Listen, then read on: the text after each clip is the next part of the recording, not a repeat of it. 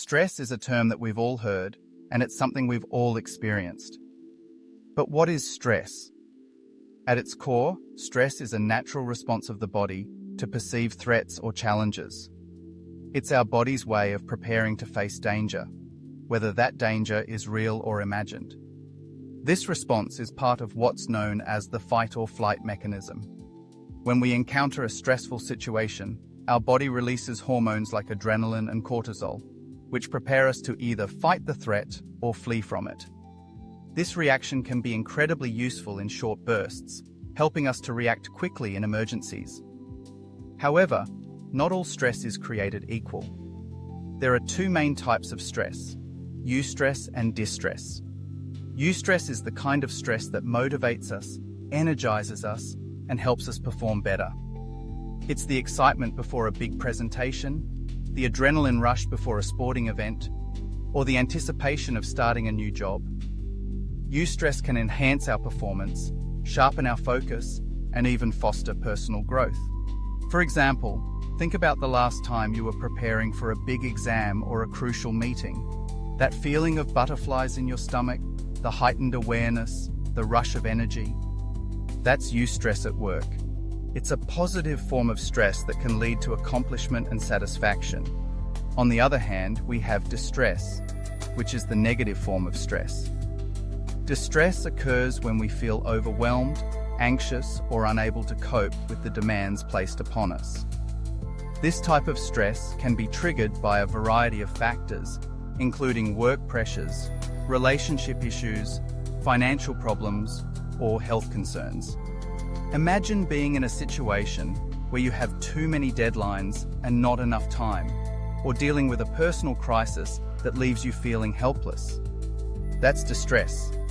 It can lead to feelings of frustration, anxiety, and even depression.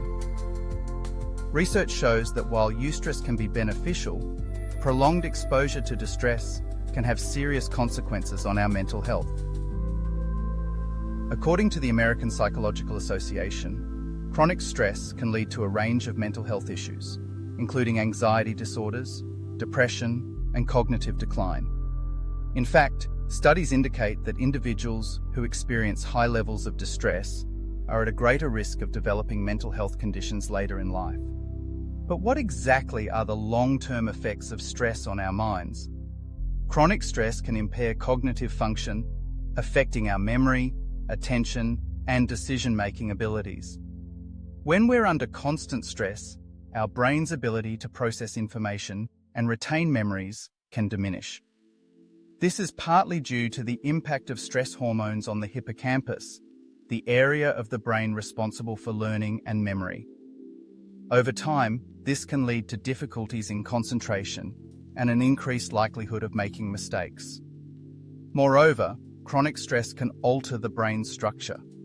Studies have shown that prolonged exposure to stress can lead to a reduction in the volume of the prefrontal cortex, the area of the brain that governs reasoning, impulse control, and emotional regulation.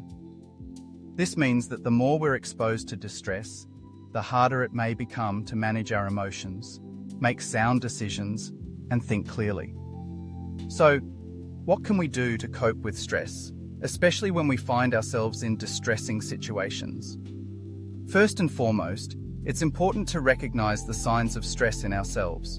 This might include physical symptoms like headaches, fatigue, or changes in sleep patterns, as well as emotional signs like irritability, anxiety, or feelings of being overwhelmed.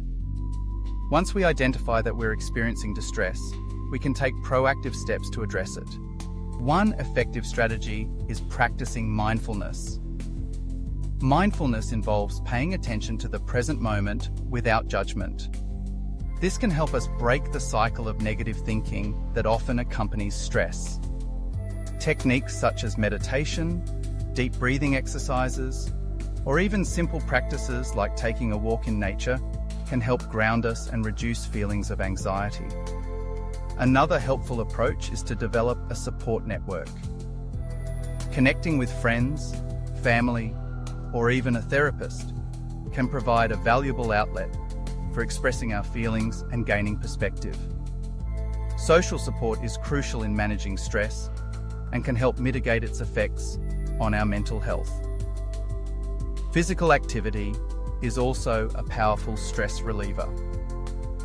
Engaging in regular exercise releases endorphins, the body's natural mood lifters, which can help counteract the negative effects of stress. Whether it's going for a run, practicing yoga, or dancing to your favorite music, finding ways to move your body can significantly improve your mental well-being. Lastly, it's essential to practice self-care. This means taking time for ourselves, engaging in activities we enjoy, and ensuring we're getting enough rest. Prioritizing self-care can help us recharge and build resilience against future stresses. As we wrap up this discussion on stress, it's important to remember that stress is a part of life. It's how we respond to it that makes all the difference. Understanding the distinction between eustress and distress can empower us to harness the positive aspects of stress while managing the negative ones. Have you experienced eustress or distress in your life? What strategies have you found effective in managing stress? Let's create a community of support and understanding where we can learn from one another and navigate the complexities of mental health together.